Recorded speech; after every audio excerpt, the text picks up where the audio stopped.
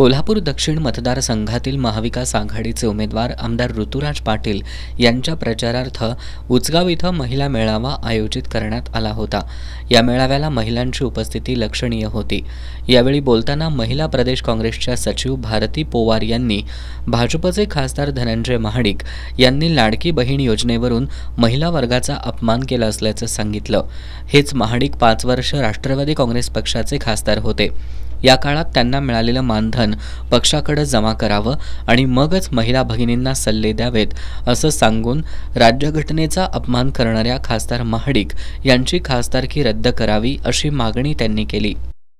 मला धनंजय महाडिकांना एकच गोष्ट सांगायची आहे।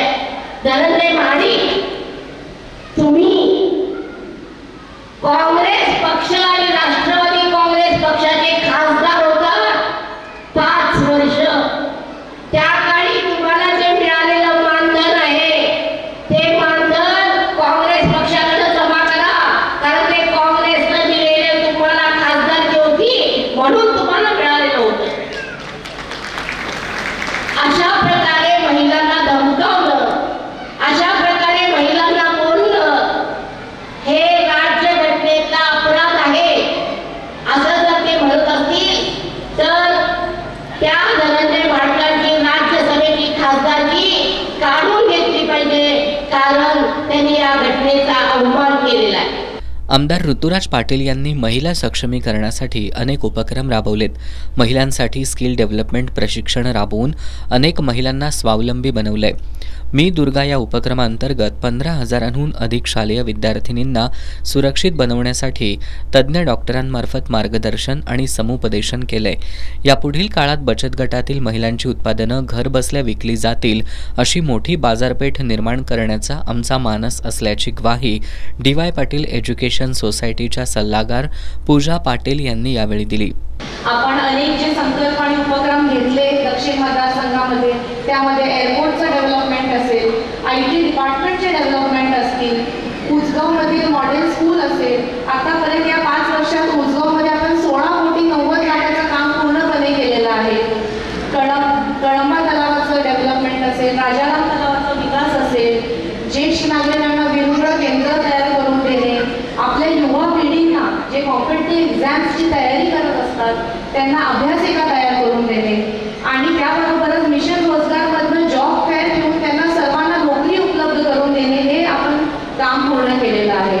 आणि खरं तर आज महिलांचा मेळावा आहे तर मला त्याबद्दल हेच सांगायचं आहे। आम्ही साळोखे नगरच्या कॅम्पसला 2,500 महिलांना आतापर्यंत स्किल डेव्हलपमेंटची ट्रेनिंग दिलेली आहे। त्यात आपण अनेक कोर्स राबवले, ब्युटिशियनचा कोर्स असेल किंवा आपलं फॅशन डिझाईन असेल, ज्वेलरी डिझायनिंग असेल। आता दिवाळीला सण केला तर आपण त्यासाठी पण आकाशकंदील घरगुती कसं बनवावे असे अनेक छोटे छोटे वर्कशॉप आपण घेत असतो आणि त्यांना गव्हर्नमेंट सर्टिफिकेट उपलब्ध करून दिल्यामुळे त्यांना आज लहान लोन बँकेतून काढता येते आणि त्यांनी लोन काढून स्वतःचा घरगुती व्यवसाय चालू सुद्धा केलेला आहे, त्यांची इन्कम त्यातनं चालू झालेली आहे। मला आपल्याला हेच सांगायचं आहे, गेली अजून मी कोल्हापूरमध्ये नवीन आहे, मला 5 वर्ष कोल्हापूरमध्ये झाली आहे आणि मुलं लहान असल्यामुळे मला अजूनपर्यंत जास्त बाहेर पडता आलं नाही। पण इथून पुढे मी सक्रिय राहून माझी खूप इच्छा आहे की आपल्या सर्वांना, सर्व बचत गटाच्या महिलांना मी असं एक मार्केट तयार करून देऊ जे त्यांना घर बसल्या जे पण वस्तू ते बनवतात त्याची विकण्याची संधी आज त्यांना या ठिकाणी मिळायला पाहिजे। माजी सरपंच अश्विनी चव्हाण यांनी खासदार महाडिक यांच्या महिलांबद्दलच्या वक्तव्याचा निषेध करत या निवडणुकीत त्यांना महिलांचा हिसका दाखवा असं आवाहन करत प्रत्येकाच्या हाकेला धावून जाणारे आमदार ऋतुराज पाटील यांच्या मागं महिला भगिनींची ताकद उभी राहील अशी ग्वाही त्यांनी दिली। कोल्हापूर दक्षिण महिला काँग्रेसच्या कौशल्य विकास विभाग प्रमुख राणी खंडागळे यांनी खासदार महाडिकांवर टीका करताना महाडिकांना ताराराणीच्या लेखीत धडा शिकवतील असा इशारा दिला। शिवसेना उद्धव बाळासाहेब ठाकरे पक्षाचे करवीर तालुका प्रमुख राजू यादव, उचगावचे सरपंच मधुकर चव्हाण यांनी आपल्या भाषणातून आमदार ऋतुराज पाटील यांना मोठं मताधिक्य देण्याची ग्वाही दिली। प्राचार्य डॉक्टर महादेव नरके यांनी यावेळी बोलताना हिंदुत्वाच्या नावाखाली काही लोक समाजात दुफळी माजवण्याचा प्रयत्न करतायत असा आरोप केला।